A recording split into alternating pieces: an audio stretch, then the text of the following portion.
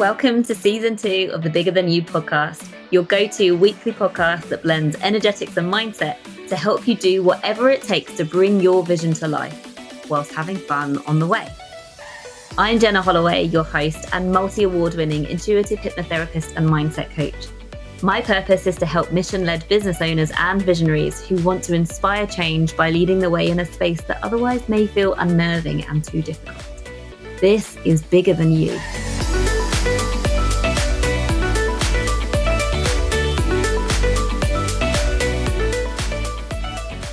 Hello everybody, thank you so much for joining me again. I'm really excited by what our guest has to share with us today. As I just said to Louisa, there's a lot of things that I don't understand, so I will be asking lots of questions. Welcome to the show, Louisa. Thank you so much for having me. I'm excited for our conversation and intrigued by what you're going to ask me. I'll introduce Louisa to you. So Louisa Havers is a success and business advisor.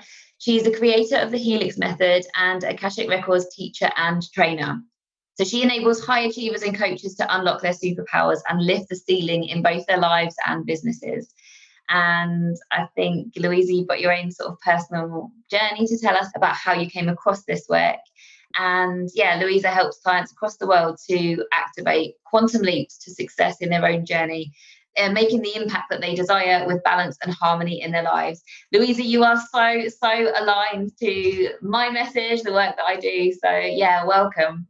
Thank you so much. And it's always funny, isn't it, when you hear people sharing your bio back to you, it's like, oh yeah, that's what we've been up to. I love it. So Louisa, first of all, can you explain what is kinesiology? Because I think I personally have a little bit of an understanding, but yeah, please share with us, what is it? Yeah, absolutely. So the way we use kinesiology is basically muscle testing so that you can find out what is going on in your subconscious, because we know what we think, don't we, in terms of the conscious mind, but there's so much that is held within that's held within the subconscious and hidden from view. So how we use muscle testing, kinesiology, and there's lots of different ways that you can do it, but the principle of it is that your body will move towards something or be strong about something that is positive, or move away from something or feel weaker against something that is negative. And so kinesiology, you can use, I'll share a number of different ways you can do muscle testing, but there's the sway technique, which is where you simply stand and use your body like a dowsing device. And that one is where you typically will move towards something that's positive. So that's a yes, and away from something that is negative. And so you'll find your body swaying backwards for a no. That's my favorite one, because people can really awaken their intuition with that one, because you physically feel it. You feel your body moving forward and the energetic charges around that. And then you can do ones where you're, holding your hands, interlocking finger position and if, as you're pulling them apart, exactly like that. I forgot to ask you if this is filmed. So, but if you're just listening to this, we're interlocking our fingers, and if it's a yes, your body's going to be strong and your fingers won't break. And if it's a no, you're going to get that weakness there. And there's lots of different ways that you can do this. So that's in essence what I mean when I'm talking about kinesiology, is how you're, using the body to find out what your body's holding in its subconscious. Yeah, it's so fascinating, isn't it? Like, to realize that you can get the answers from your subconscious mind by asking questions and just paying attention to how your body reacts. It's just such a game changer, isn't it? It really is. And there is a word of kind of advice here for people, because I know that typically when people are new to muscle testing, it's so exciting. I remember when I first started doing it, I was like, what? This is incredible. But a key thing to know is, because the subconscious is a master at keeping you safe and wanting to hold on to the patterns that it believes are going to keep you safe.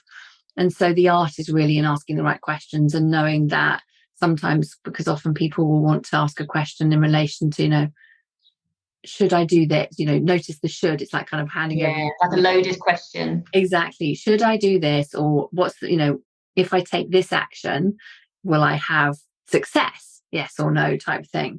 But really, there's layers behind those questions that we're asking. And that's where I think the art really comes into asking the right question and then knowing that you can do I call it, releasing the blocks and the resistance to what it is that you might be fearful of, whether that's a fear of success or a fear of failure, before you ask a question like, is this in my highest interest to take action on this?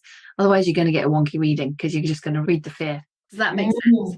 It does. Yeah, it really does make sense. Would you be able to give us an example where you walk through, like, okay, here's like a scenario, here's the kind of questions that would help that person get the understanding that their subconscious has, that they don't have the understanding, like using muscle testing? Yes. So one that often comes up, and this may be helpful for people, thinking about services that they may want to buy and invest in, or, if they are coaches, deciding whether they're going to work with somebody, etc., or launch a new program or whatever it might be.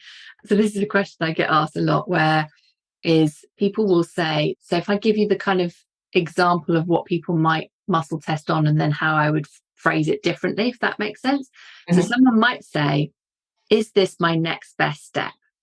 Let's say they want to buy a program, just because that's the world that I'm in, and and you're in. So let's say, so is this my next best step to invest in XYZ program?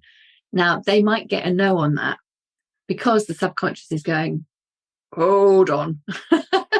If they do that, they're actually going to get the result that's going to change their identity, change their life. That's creating a whole load of uncertainty. We don't like that. Yeah, exactly. So the subconscious is protecting you from the outcome that you desire, that is for your highest good. Exactly. But the limiting belief is stopping your subconscious giving you the right answer. Yeah, exactly. So that's where the art of the question comes in. So then I would invite them to say instead is like, have I got a fear of failure? Have I got a fear of success to do with X, Y, and Z, whatever the thing that you're working on, whatever the program that you're investing in is going to help you with? So, if it's breaking through have I got a fear of breaking through the money ceiling? Like, actually, because I talk about breaking through the money ceiling all the time. Have I got a fear of that happening? Have I got a fear of success of breaking through the money ceiling? And that's where it really starts to get kind of exciting, because then you're like, oh, hang on a second, what's going on there? So, of course, if you've got a yes to have I got a fear of actually breaking through the money ceiling, then your subconscious is going to be giving you no's to making decisions to moving forward. Does that make sense? Yeah, totally. So then you'd want to be clearing any fear of failure, clearing any fear of success, or, whatever the language would be around you for that. And then this is the way to ask the question, is this in my highest interest to do X, Y, and Z? Does that make sense? So that you're bringing in your higher level of consciousness coming in to kind of answer that question, rather than the scaredy cat part of the subconscious, if that makes sense. Yeah, so good. I love it. What kind of breakthroughs have you had from clients doing this work with you? Oh, some amazing breakthroughs. And I think one of the ones that stands out for me was a client having her first 100K month, which was so exciting. She was so excited. She was kind of like, what's happened? What's going on? And I think this is a really important thing to speak to, because when we can have a breakthrough, we can feel really excited like that. And I know she certainly did. But the excitement can, as we all know, can feel like nerves. If you're going to do something nervous and people go, just pretend you're excited, the body doesn't know the difference. Well, this is really key, because when it's really exciting, the body doesn't know the difference, and the body can have what I call an energetic, it gets a shock, can make you go into an energetic reversal, which is where you kind of like, it's like, right, let's slow things down, if that makes sense. So that's like what you're explaining there is like the yo-yo income. You can have high months, but you can't stay there consistently because doesn't feel safe, right? Exactly. Yeah. So your body's gone into like a shock and a reversed energy. And one of the things, as I was working with her to help her, maintain that growth and to see what was going on with her subconscious, what was coming through, she was saying, this is so weird. Like, I feel like it's more normal. It feels safer for me to have problems with my Facebook ads, for me to have problems with clients paying on clients on time, because I know what to do with that. Yeah. Rather than like, I'm in this space, Louisa, where the money's all coming in, there's more money coming in, Facebook ads are going really well, I don't know what to do. Yeah, it's crazy, isn't it? And so the subconscious can literally manifest problems because that's what it feels safe with. Like, it's absolutely mind-blowing when you know that when you become aware that this kind of stuff happens, you can then look into your life and see, like, or also read the book The Big Leap by Gay Hendricks. It literally explains this, where when we reach an upper limit, your brain will literally manifest problems and dramas to detract from the path that you were heading on, because subconsciously and in your nervous system, it doesn't feel safe to head down that path. And it's crazy, isn't it? When you're like, no, hang on. And the subconscious is your friend. I think that's an important thing, because otherwise you can start kind of feeling like you're kind of fighting against your subconscious. But so the gift is kind of going, okay, hang on a second, this is coming through. I can now see that I've hit an upper limit. What is the next layer to be kind of released and healed and let go of? And to really then focus on the manifesting. So your attention's on the right things, you can actually create it. So I find a lot of people can go down, like, I call it energy rabbit holes, where if you're just too much focused on the healing rather than having that balance, that can become a beautiful distraction. 100%. Yeah. Well done, subconscious. Yeah, you want to be doing it alongside your growth and everything. Otherwise, your subconscious is, what's the word? It's like it's cleverly diverted your attention, isn't it? It's like the whole thing where you're just like, oh, I'm not quite ready yet, I'm just going to go and learn another skill or another modality. It's like, no, you are, just get on with it. You like stop blocking yourself through fear. Okay, let's say you help your clients with the muscle testing to identify the blocks. What happens next in your world and how in my world? So the method that we use is the Helix Method, which is our energy psychology toolkit, I'd say, because we have a range of techniques, our proprietary techniques that we use within that.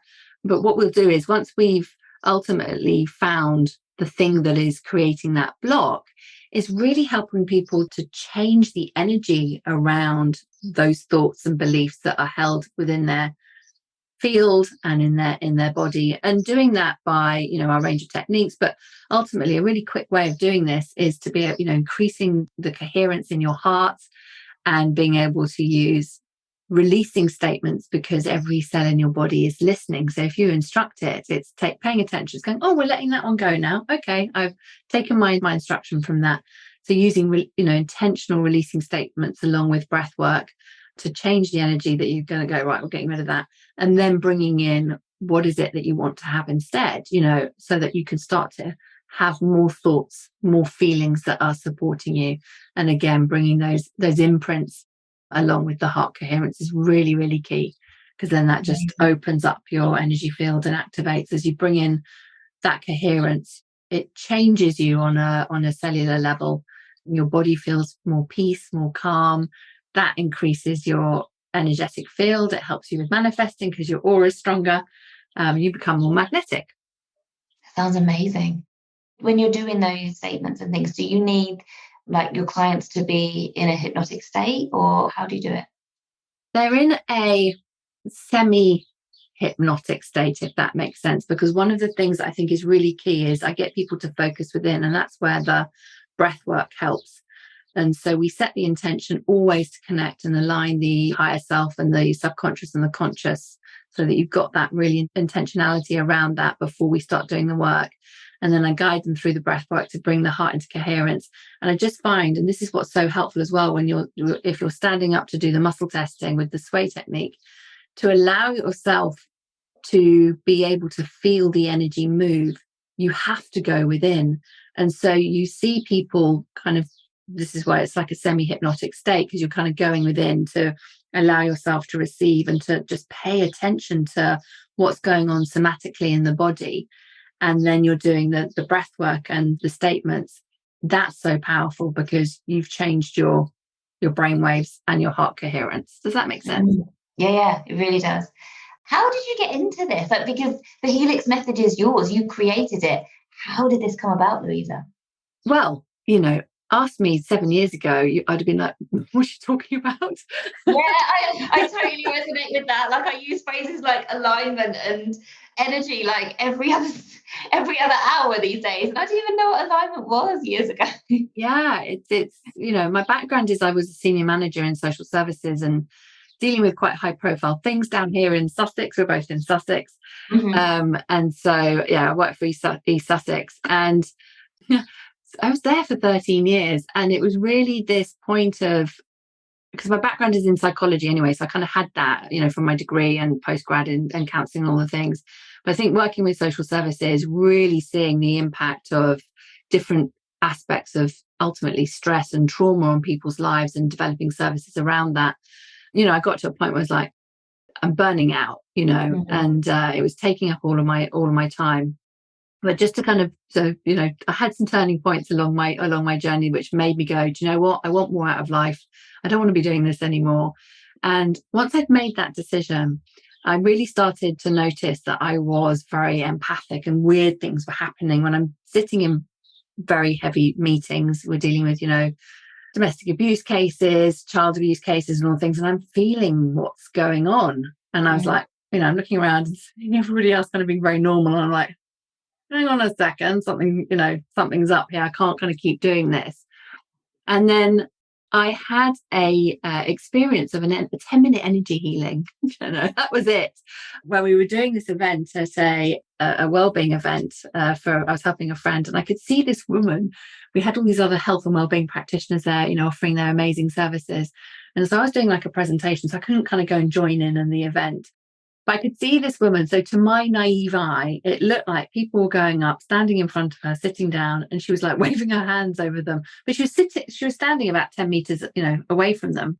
I mean, that might not be exactly 10 meters, but far away from them, waving her hands around. And then they get up and go, oh my God, that was amazing. I was like, what on earth is going on over there? And so I was so curious. I went over and I had an experience, and bless her. So she did the thing with me, and I was like, afterwards, she said, how is that? And I was like, well, thank you so much. I feel really relaxed. I felt it when you came over and you touched my shoulder. And she was like, I didn't move, but I did work on that part of your aura. You had a hole in your aura. And I was like, what? And it was that point that was a massive turning point for me. I was like, I feel energy. Like, I didn't have the language. That's what I meant. I just didn't have the language for it before. I would have said things like, intuition, and I've just got a hunch, and I've got a feeling, and all that kind of stuff. They've got weird vibes. All that language is in our day to day. And so for me, I just went straight in and got trained in, a number of different modalities, and then just brought everything that I've learned, over the years, and through working with clients, and through changing how I was doing things and tweaking things and refining things, into how I now work with clients, which is with what is now the Helix Method. Amazing. I love that so much. And we've not actually touched on the Akashic Records part. Can you speak to us about that? Yes. So the Akashic Records, that came about as I realized that there was a little bit more going on than just what's going on in my energy field, and was realizing that, my clairsenses were opening up. And so I can't remember how the insight came, because I hadn't heard of the Akashic Records before, but was guided to, learn about the Akashic Records, set the intention to find an Akashic Record consultant and coach that I could then work with. Can you, just in case our listeners all have no idea what they are? Of course. Okay. Yeah. Thank you for that. So the Akashic Records, a great way to think of this is it's an energy. It's like spiritual Google. Basically, so it's the etheric field, and every single soul, every living being has an Akashic record. So every thought, emotion, feeling, experience across your whole soul's journey, so including past lives, parallel lives, all those things, is imprinted into your Akashic record. And so when you tap into someone's Akashic record, it's not a psychic reading. You're not just reading their mental and emotional layers of the aura. You're reading at a soul level of consciousness, if that makes sense. And so that's what I wanted to find out, was like, how do I go beyond what I've, because I'm recognizing I'm sort of tapping into it, and needed to have some more kind of guidance around that. And so then I went and trained as an Akashic Record consultant, swiftly onto a teacher. And now I train the teachers with the Soul Journeys method, which is with this coach that I had manifested coming into my field, which was just complete joy. And actually the Helix Method, that aspect of some of the protocols that came through for the Helix Method, I downloaded from the Akashic Records, which is really cool. Yeah, really cool. That is so cool. Does that make sense, in case people don't know what the Akashic Records are? Because I know people sometimes go, I can't even pronounce it. Akasha, what? I think so, yeah. Well, they've got the Earth Google to use it, we don't. Yeah. What else do you think we need to know, Louisa? That's a great question. It depends in terms of what people are wanting to find out about them, in terms of their growth for being able to, you know, I'm always talking about breaking through the money ceiling. And I think one of the things that I love about talking about money is it is such a great healer, because we project so much stuff onto it. And Yeah. so when people are healing their money story, and this is whether you're, you know, new in business or you're 6 figures, multi 6 figures, 7 figures, there's always more joy and growth, and your relationship with money to evolve and to evolve and grow. Like all relationships, they grow. If you're not working with your relationships, they stagnate. And so there's always an opportunity to do that. And I just think that it offers a mirror for what's going on in every other aspect of life. Yeah, so much. I love that you said, you know, carry on working with it. It never stops. Like a relationship, it never stops, because I think there's a misconception that people think that they, you know, they do a little bit of money mindset work and that's it. They're done. They're sorted. And then they, like I see it in, you know, coaching programs that I'm in. They think they've done that work, and I can see that they're blocking themselves because of their limiting beliefs, or because they've hit this ceiling and they think it's a strategy thing. But it's not the strategy, it's the fact that they actually need to go back and do some deep work that they think they've already done. But it's never a tick, done that, you know, sorted. It's continual, isn't it? That phrase, I don't like the phrase, but it's true. New level, new devil. It really is. It's that piece, exactly, new level, new devil. The way I see it, and this is like the helix, is that you're going up the vibrational scale, and every time you have an elevation in terms of business growth, frequency, you know, however you sort of feel that upgrade, the subconscious is like, you know, you need to calibrate at that new level, so you can kind of continue to grow more quickly. And if you've stopped doing the inner work, well, we know why you've stopped doing the inner work, because the subconscious has gone, you don't need to do that anymore. That thought, you don't need to do that anymore, is the subconscious bringing in Exactly. the best fun of, oh, hang on a second, she's growing and expanding up that level. Don't do it anymore. And then you bring yourself kind of like never back down fully, because you've already got that awareness, but you just kind of start to create these like yo-yo roller coaster things. Yeah. Amazing. I was going to ask, actually, how can you use like the Akashic records in your business journey? How does that weave into things? Oh my goodness, I use the Akashic records all the time. So, you know, I do business forecasting sessions for people in the Akashic records, and so helping them to make, you know, aligned decisions in terms of for their business growth and what may be the next evolution of their business's purpose, because that can be another thing that can stagnate because we stop things coming through. And if we stop things coming through us, then we're going to stop things coming to us in terms of business growth. So I love being able to do that for people, and being able to look at all the different aspects of, you know, the pillars of success within a business, so that they can have that insight of what is in their highest path and purpose, and then doing the healing and clearing and aligning and programming in the Akashic records, so that they can, you know, move forward without the stuff keeping them stuck. And then, of course, you know, with from a service perspective, I do Akashic record readings for people around their soul's purpose, around all the things, you know, and I love working with people long term, because it's funny, you know, it leads back to that, oh, I've had an Akashic record reading, I'm done. Yeah. So, like, you don't use Google just once. You know, why, when you can access it, you know, use it all the time. So I love working with people, and, you know, my private clients, work with them, you know, over a long period of time, and being able to, you know, read their Akashic records and to provide that guidance and wisdom for them to, you know, and then integrate and take what resonates is, it's fantastic. So good. And can you describe to us the feeling of the difference between how you feel in your business now compared to before you kind of made all of these moves, you know, basically from misalignment to being in alignment now? Like, wow. Yeah. I would say the biggest shift is the trust and faith and certainty in my body, if that makes sense. So I know now, if I'm noticing misalignment, I'm like, oh, that's snuck in, what's going on, and how to shift it quickly to be able to bring myself back into it. And that trust, I think, is really, I mean, it's life-changing to be able to fully know and trust yourself, and the guidance that's coming through is, I think that's the biggest thing. It just gives you peace. Yeah, 100%. I feel that too. And like, it's hard to explain if you don't have it, because yeah, it is life changing. It means that you can get some intuition that is very left field.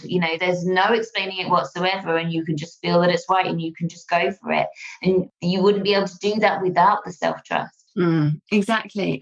And then when you really feel the flow building up, that does feel very exciting, as you can see it's like magic with the universe. Yeah, I feel like we're playing on the land of imagination. yeah, and it's just so fun. Yeah. How do you recommend that people build self-trust? It is a process. Having seen this is the key thing with clients, and particularly with teaching people, consultants, to read the Akashic records themselves, is being able to really trust themselves. And I think it comes down to how much you love yourself. I was going to say, yeah. Your programming in terms of your relationship with whatever you may have experienced from a religious perspective. And so if you were to think of like the term God, that can trigger people for so many things, in terms of if they've been brought up by Catholic, for an example, and they've rejected that, and then they're wanting to tap into their intuition, then that can create some sort of distrust. So it's really being able to help them separate what was programming and is not them. Yeah. Does that make sense? Yeah, makes so much sense. There's so much unlearning to do in terms of what we've been conditioned to believe is right or wrong, or what we've just been, not necessarily we've been conditioned, but the things that we've heard growing up that forms our belief of the world and how the world works and our place in the world too. There's so much unlearning to be done so that you can have the most amazing relationship with yourself, because I completely agree, self-trust can only come when you never make yourself feel wrong for anything. It's like the most important relationship you will ever have is the one with yourself, because if you don't do that work to feel that way about yourself, then you can't trust yourself. And like you say, it is a process. It starts small. So start practicing trusting yourself with, more insignificant things. Like you feel a little bit of intuition. Well, don't ignore it. Don't tell yourself that's a silly thing to do. Or, really like that relationship with yourself, a really, really high priority in your life, and work on that. Really, really work on that, because the more you work on that, the more you're going to be able to trust yourself. So true. It's really key. And there's so much, I think, society-wise, about programming ourselves to make ourselves wrong. And so it's being aware where these beliefs can kind of sneak in if we're not doing that daily practice and recognizing, oh, that's not even my stuff. Exactly. I'm not going to take that one on. So that you can really open up that channel and allow yourself to develop the practice. Actually, this is coming to me, and this is something I share when I'm teaching Akashic records, because often people will be like, you get a mix. So some people are like, channeling so clearly, they're seeing all sorts of, visions that the Akashic records are showing them, and other people are like, but I want it, I want to receive it, I want to be visual. You're like, well, it's not a competition, there's not a hierarchy, and you need to kind of practice. That person might have been, working with energy for 20 years or whatever, and so their sort of path may open up more quickly. And I always like to share, and I just think this is really important, is that, we're all on our own journeys, is to share that, Abraham Hicks, she started channeling by spelling letters with her nose, not in the way that she does, that we see, Esther Hicks, we see her channeling now. And I think that's always like a reassurance to people. It's like, oh, it's okay that you're receiving one word or however it's coming through. You're on your own journey, and, your spiritual language is your spiritual language and your gift, and we need all of them. Yeah. And to see it in a good way. Yeah, exactly. Stop comparing yourself and stop I'd say you're restricting what's possible for you by not being grateful for the gifts that you've already got. Yeah. Frustrating it. Yeah. And something came through just before you said that. And it was, we were saying, like, be aware of, when you think something, you're like, that's not even my stuff. Like, there is so, like, the way that I literally find myself saying this to clients all the time now. It's just like, the way I'm teaching you to think is different to 99.9% of the population out there.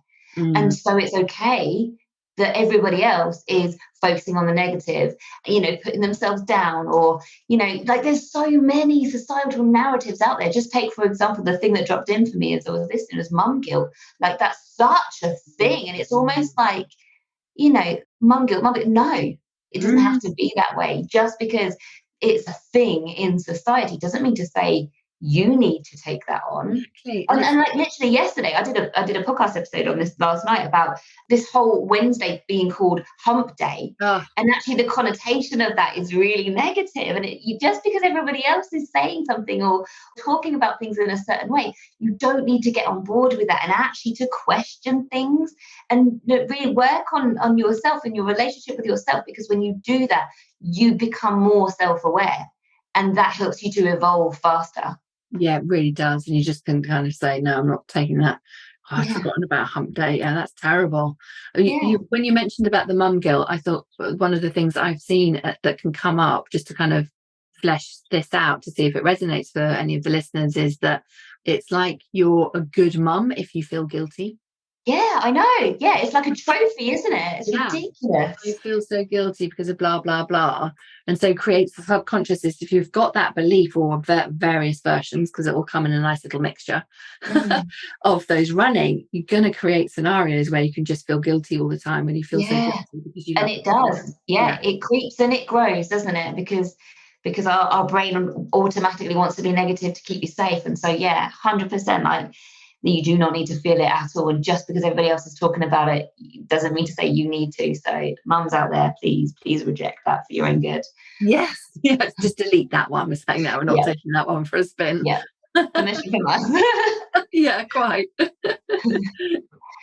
Oh, this is such a good conversation, Louise. I feel like we could go on for hours. I'd like to ask you a little bit more specifically, like, how do you work with clients? Like, if somebody is really pulled to kind of find out more, are you able to share that on the episode? Yeah, absolutely. So I have our group coaching program, which is the Wealth Portal, where we're elevating your money consciousness. We're doing all the things to break through your money ceiling, and changing the energetic charges around any things that you may be aware of, like healing gold trauma and financial trauma and all the unseen stuff as well, so that you can explode through your money ceiling. And what I teach in the Wealth Portal is exactly how I had my own breakthrough, and then I take you through this, and we use the Helix Method within the Wealth Portal. And then for those coaches, practitioners, or people that are wanting to kind of step into coaching, we have the Helix Method certification program, so I can teach you all the things that you can then take out with your clients. And then also with the Akashic records, I can teach and train people to use the Akashic records in their own business. And many people will come in and just want to do it for themselves, and then they're like, oh, actually I want to share it with other people as well. And then of course I work privately, one-to-one with people as well. Amazing. So good. And like, randomly, why do you love what you do? My purpose is to help people fulfill their purpose, and that's just something that has always lit me up. And being able to see people live beyond what they originally thought was possible, that is just so exciting, when you're just kind of taking those blinkers off and the programs off, and to be able to become ultimately more of who you truly are. Yeah, we just have that innate desire, don't we, as souls on this planet, to really fulfill our soul's purpose and to be all of that we possibly can be. And if we don't do the inner work, we never get it, because we think it's just within these current parameters of what we currently see, but there's life beyond the vision. Yeah, so good. Oh, just we speak the same language, Louisa. Thank you so much for sharing everything with us today. Where can people find you? Oh, thank you. So I'd love to carry on the conversation. People can find me at so my website is louisahavers.com. I hang out on Facebook and Instagram. I don't really go to LinkedIn. I have got a profile there, but you can find me mostly on Facebook and Instagram. Brilliant. Thank you. And would you like to share your lead magnet? Yes. So I have a lovely gift for you. So you can find your hidden money blocks with our Helix Method guide. This is a free guide for you guys. And so you can go to louisahavers.com/gift and download it. And I share 6 money blocks within the guide and some tips on how to transmute them. And so you can have a breakthrough, guide you through how to do the muscle testing with the sway technique, And then there's a little link in there to a YouTube video where I'm kind of talking you through it if you prefer, some sort of audio guide with it as well. So I'd love you to have that. Amazing. Thank you so much for sharing that with us, and also for being here today. Oh, thank you for having me. You're so welcome. See you all next week, everybody. Thank you for listening to the Bigger Than You podcast. If you found it valuable, please forward it to others who you think might benefit from listening, and be sure to subscribe to get the new episodes when they release. And if you're listening on iTunes, please leave a rating or a review, as it really helps the show to grow. You can find me on LinkedIn, Jenna Holloway, or on TikTok and Instagram, and my handle is @IamJennaHolloway. And you can find links to whatever we cover in the show notes. Thank you for listening, and see you next time.